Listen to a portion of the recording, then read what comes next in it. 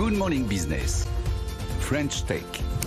Et c'est une French Tech qu'on connaît bien sur BFM Business et sur RMC Découverte, WeMaintain. Bonjour Jade-Francine. Bonjour. Vous êtes la cofondatrice et présidente de WeMaintain qui fait de la maintenance d'ascenseurs, une PropTech qu'on connaît quasiment par cœur sur BFM Business. On vous suit depuis le début.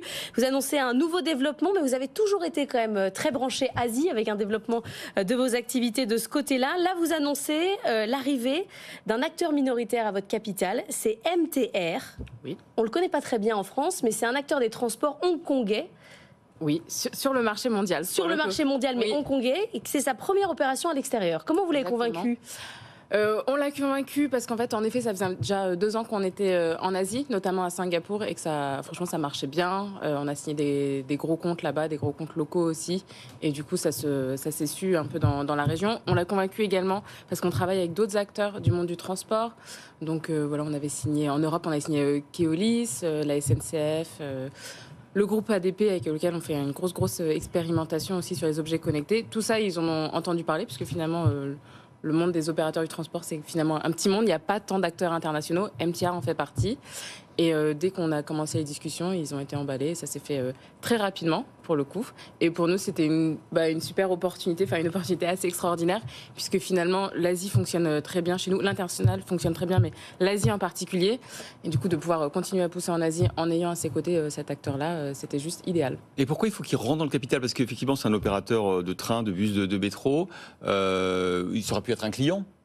Ça aurait pu être un client, ça sera très certainement un client aussi. L'idée que ce soit un client. C'est quand même. Ouais.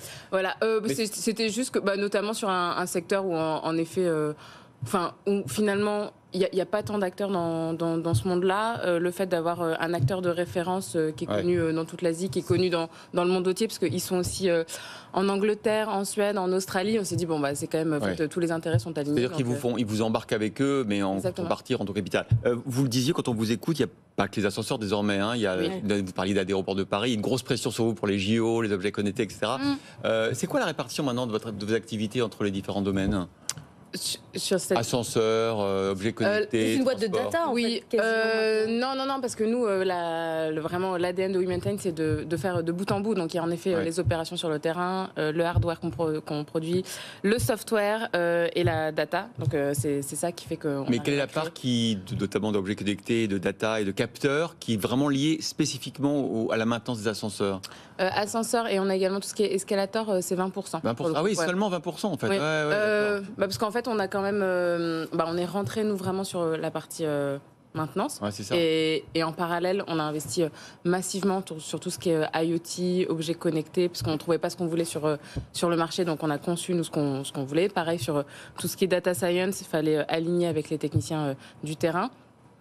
Et aujourd'hui, vraiment, on voit que on a trouvé la formule, ça prend énormément, et c'est ce qui a convaincu MTR. Il faut peut-être rappeler quand même en un mot ce que fait WeMaintain, parce que je ne sais pas si tout le monde, ceux qui nous écoutent, on l'a pas fait. Voilà, c'est ça. Donc c'est vous mettez des capteurs, vous rendez les ascenseurs intelligents, et ça fait faire des économies d'énergie et sur la maintenance. On fait de la maintenance prédictive. Mais les ascenseurs, c'est le début. Les ascenseurs et plein d'autres choses, mais ça commence comme ça. Alors nous vraiment, c'est tout ce qui est en effet les équipements techniques de l'immeuble, avec cette partie la maintenance vraiment sur le terrain, donc je redis avec les techniciens, et en effet en parallèle on équipe, quand c'est demandé par les clients, nos ascenseurs de capteurs pour justement leur fournir des informations sur les performances, sur les actions à prendre, sur notamment là c'est très intéressant avec la préparation des JO, sur les taux d'activité, comment est-ce qu'on peut optimiser les flux, etc. Donc il y a ça c'est en parallèle, et on pourra le faire sans la maintenance notamment. Vous êtes optimiste là justement sur les JO là, parce que vous êtes aux premières loges? On est optimiste. En tout cas, ce que je peux vous dire, c'est que les acteurs sont très impliqués pour discuter beaucoup avec SNCF ou le groupe ADP.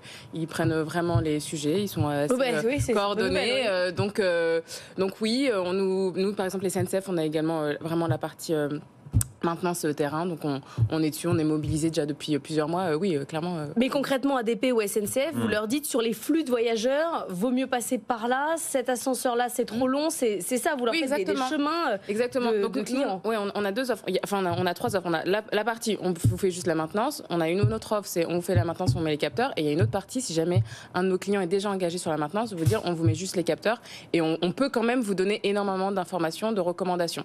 Voilà. Et typiquement sur ADP, on est sur cette trop de parties, parce qu'aujourd'hui, ils ont déjà des mainteneurs sur site, et on sait leur dire sur les taux d'activité, sur les flux, sur attention, il va y avoir des pannes, donc du coup, c'est de la maintenance prédictive, donc on est là-dessus. Vous doublez Otis, c'est des gens comme ça, comme vous dites. Bah oui. Ouais, c'est ça. On apporte plus de valeur aux clients. Après, non, mais ce qui compte, on est quand même. Après, chacun fait ce qu'il veut.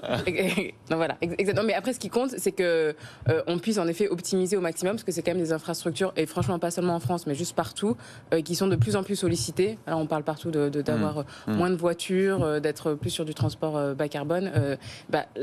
Notamment, par exemple, sur tout ce qui est gare, et c'est ce qui a intéressé MTR, on est sur un enjeu de comment, et il y a de plus en plus de monde qui utilise ça, comment faire en sorte que les infrastructures tiennent bien le coup. Jade Francine, qui ne porte plus de sweatshirt We Maintain. J'en ai plein. J'en ai encore plein. Mais vous les mettez plus, vous êtes passé à autre chose. C'est l'embourgeoisement, Jade. Exactement. C'est le moment où on passe à la scale-up, ça. Ça, c'est quand on a 200 salariés, on arrête.